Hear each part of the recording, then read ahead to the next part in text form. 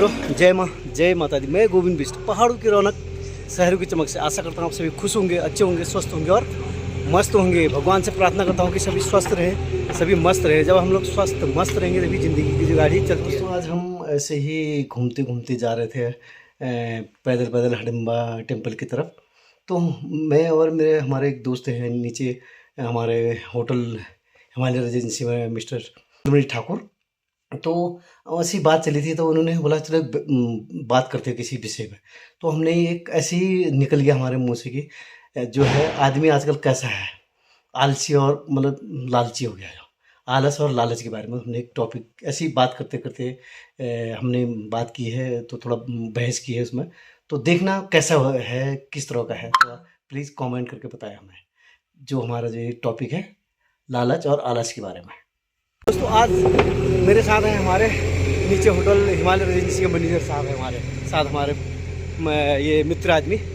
तो हम जा रहे थे ऐसे ही घूमते घूमते खाली बाई रोड जा रहे हैं थोड़ा हडिम्बा टेम्पल की तरफ।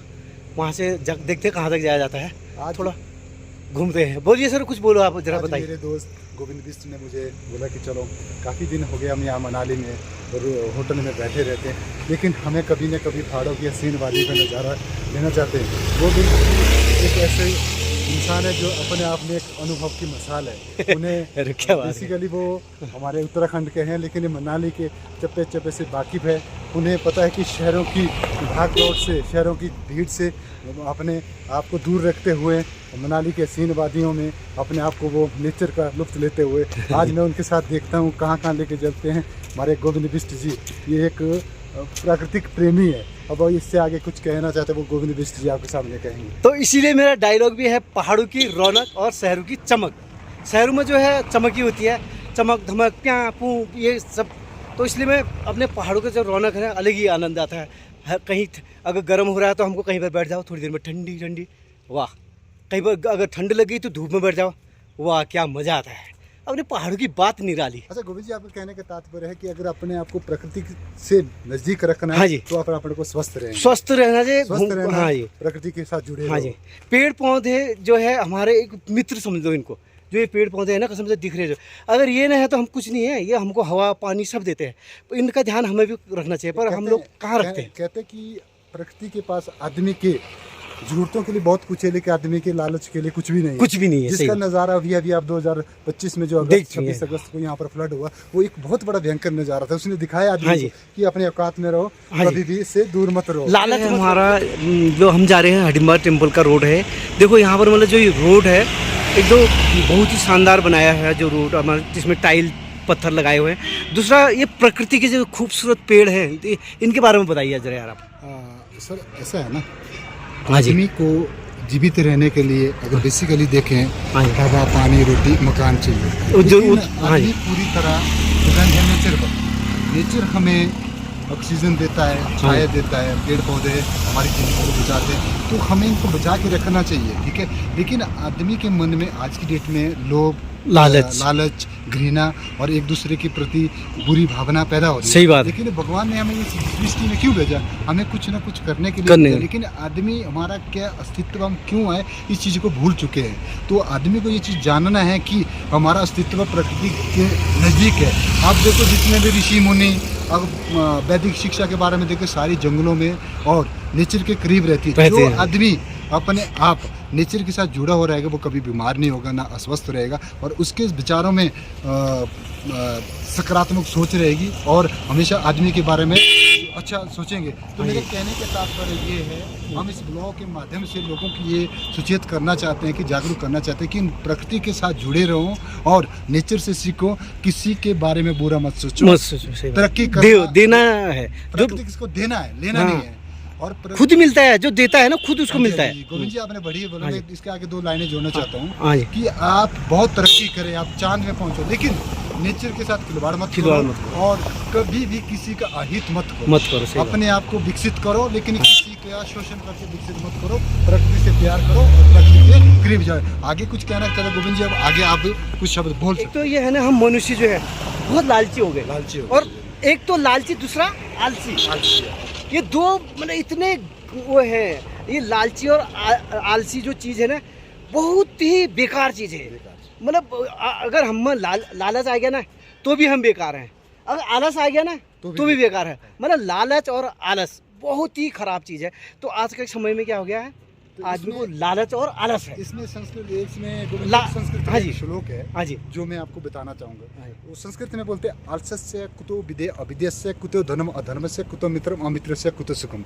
इसका मतलब ये होगा हाँ जी, कि जो आलसी आदमी है हाँ जी, उसको कभी भी विद्या नहीं आती, नहीं आती है, क्योंकि वो कुछ करना नहीं चाहता है, ठीक नहीं है? चाहता। उसके मन में कुछ करने की भावना होती है, लेकिन उसका आलस उसको पूरी तरह से जोड़ देता है, तो वो कुछ नहीं करना चाहता है। लेकिन आलसी आदमी को कभी भी विद्या नहीं आती, नहीं आती है, तो विद्या के बगैर मनुष्य पशु के समान है। समान है। तो कहते हैं आलस्य से कुतो विद्या, आलसी आदमी को विद्या कहाँ से आती है? अविद्या से कुतो धनम, अविद्या के बगैर आदमी को धन नहीं है, ठीक है? आपको पता कि जब से जन्म हुआ तब मरते दम तक पैसा भी बहुत जरूरी है। तो आलसी आदमी को विद्या नहीं आती है, विद्या से रहित मनुष्य को धन नहीं मिलता है। तो आगे क्या बोलता है? आलस्य से कुतो विद्या अविद्या से कुतो धन और धनम से कुतो मित्र। जिस आदमी के पास धन नहीं होता है तो उसके अच्छे मित्र नहीं होते। सही बात है। आलस्य से कुतो विद्या अविद्या से कुतो धनम और धनम से कुतो मित्र और मित्र से कुतो सुखम। तो आगे बोलते हैं कि जिसके पास मित्र, अच्छे मित्र, विचारों के धनी मित्र नहीं है तो उसको सुख नहीं मिलता है। मेरे कहने का तात्पर्य ये है कि आलसी आदमी को विद्या नहीं मिलती है, विद्या के बगैर आदमी को धन नहीं मिलता है, धन के बगैर आदमी को अच्छा दोस्त नहीं मिलता है, अच्छे दोस्त के बगैर आदमी को सुख नहीं मिलता है। तो कहने के तात्पर्य आदमी को ना केवल भौतिक विद्या लेनी चाहिए, आदमी को शारीरिक, प्राकृतिक और दूसरों की भावनाओं को समझने वाली विद्या भी लेनी चाहिए। गोविंद जी, मैं चाहता हूँ कि आदमी इस चीज से अभिज्ञ हो रहे हैं। सही है, हाँ जी, बात है। अच्छा, दूसरा ये आपने अभी आलसी के बताया, अब लालची के बारे में जरा दो शब्द देखो, लालच की तो कोई सीमा नहीं है, ठीक है? हाँ। अब एक हमने एक छोटी क्लास में 9th 10th में एक कहानी पढ़ी हुई है, उसमें बोलते हैं कि एक सोमशर्म पितरी कथा है। उस कथा में ऐसा कहते हैं कि एक आदमी होता है, उसके मन में क्या होता है, उसने बीवी से शादी की है, तो वो अपनी कल्पनाओं में बोलते कि आज मेरे पास 2 रुपये होंगे, मेरे पास सत्तू होंगे, मैं इनको बेचूंगा, 2 रुपये से मैं घोड़ा खरीदूंगा, घोड़े को बेच के मैं जहाज खरीदूंगा, जहाज से लेके मैं अगर उसको बेचूंगा वो खरीदूंगा। लेकिन वो सपने में देख रहा था, तो उसके सामने सत्तू थे, उसको रात को नींद आ रही थी, लेकिन उसने नींद में बोले लास्ट में मेरे पास मेरी बीवी मेरी बात नहीं सुनेगी, मैं उसको लत मारूंगा। उसने लत मार दी, वो सत्तू सारे गिर गए। इसलिए एक कहावत है, there is sufficient for the need of people but there is nothing for the greed of the people in nature।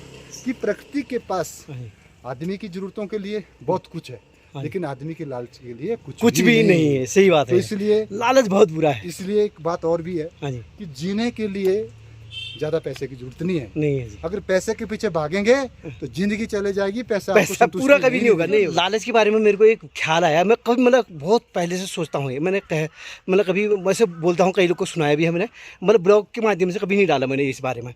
तो एक क्या होता है ना, एक आदमी मैं अपने ही आपको ही सोच लेता हूँ मैं इसमें। तो पहले मेरे पास क्या होती है, एक मैं पैदल जाता हूँ कहीं, मुझे मेरी नौकरी लगती है, मैं ड्यूटी करता हूँ, मुझे पैदल जाता हूँ, पैदल जाता हूँ, तो मेरे मन में लालच आता है, एक साइकिल वाले दिखता है मेरे को जाते जाते, वो यार ये तो साइकिल में जा रहा है भाई, मैं तो पैदल जाते जाते लेट पहुँचता हूँ और ये टाइम पर पहुँचता है, तो बढ़िया है भाई। वो कभी कभी मुझे साइकिल में ले जाता है, ठीक है? तो मुझे भी, मैं सोचता हूँ कि मेरे पास भी एक साइकिल हो, तो कुछ दिन बाद पैसा जोड़ के मैं भी एक साइकिल ले लेता हूँ, ठीक है?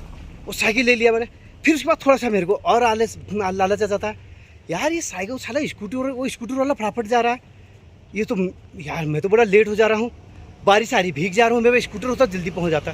फिर धीरे मैं स्कूटर ले लेता हूँ, फिर स्कूटर के बाद फिर लालच आ जाता है, फिर लालच आता है, क्या सोचता हूँ यार बारिश में साला मुझे खड़ा होना पड़ रहा है, और बारिश में भीगता हूँ मैं, कहीं रहना पड़ता है, और बारिश होती है तो जा नहीं पाता हूँ, तो मेरे पास थोड़ी सी गाड़ी होनी चाहिए। फिर गाड़ी आ जाती है, तो फिर लालच आ जाता है, भाई मेरे पास एक गाड़ी है, कभी घर वाले बोलते वहाँ जाना है, एक गाड़ी और हो तो अच्छा था, घर वालों के लिए भी अलग गाड़ी। ऐसे कहने का मतलब है मेरा, आज हमारे पास एक गाड़ी के बाद 10 गाड़ी होंगे, जहाज होगा, सब कुछ होगा, फिर भी लालच कभी पूरा नहीं होता। ये है लालच की कहानी। देखो गोविंद जी, आपने लालच की परिभाषा बहुत अच्छे तरीके से बताई है, लेकिन इसको कैसे इसको दूर किया जाए, तो इस विषय पर मैं 2 शब्द कहना चाहता हूँ। तो देखो ऐसा है, हर आदमी का जब भी जन्म होता है ना, 3 चीज़ें शाश्वत सत्य है, जन्म, मृत्यु और जीवन। जिस आदमी ने संसार में जन्म, सही बात, मरना जाना एक दिन। अगर हम अपने जो भगवान ने हमें इस दुनिया में किस लिए भेजा है, लेकिन आदमी इस चीज़ को भूल रहा है। भगवान ने हमें यहाँ भेजा है कि ये मनुष्य है, पूरी सृष्टि में जितने भी प्राणी हैं सबसे सर्वोत्तम प्राणी मनुष्य होता है। तो कर्म ही धन है। लेकिन मैं इस चीज़ को समझ नहीं रहा, आदमी पता क्या धन के पीछे भाग रहा है। लेकिन आपने कभी भी देखना गोविंद जी, हाँ जी, जब आदमी को पैसे की जरूरत कब पड़ती है? बुढ़ापे में। बुढ़ापे में। ठीक है ना।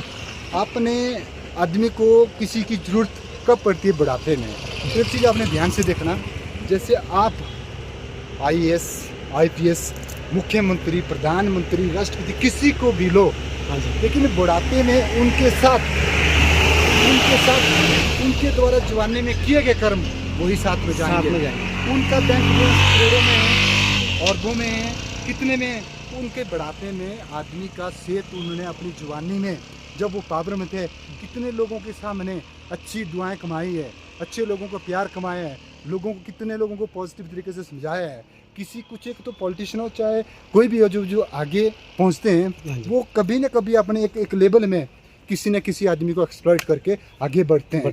तो वो सारे बुरे कर्म किए गए जवानी में, जैसे लालच हो, अपने पास साइकिल, अगर आपको साइकिल के बाद आपकी बाइक की इच्छा है, अगर उसको आप किसी का शोषण ना करके, किसी के साथ चीट ना करके कमाते हैं तो वो अच्छी बात है, नहीं बोलते। लेकिन किसी को दुखना के, किसी के साथ बुरा करके आप वो कमाते हैं तो उसका भुगतना आपको पड़ेगा 65 साल के बाद 100%। क्योंकि अब देखो, आपने देखना आज की डेट में, मैं एक दिन देख रहा था, एक बुजुर्ग था जो खुद डॉक्टर था, हंसराज कॉलेज जैसे PhD किया हुआ लड़का, बुजुर्ग आदमी, उसके बच्चों ने उसको वृद्धाश्रम में रखा।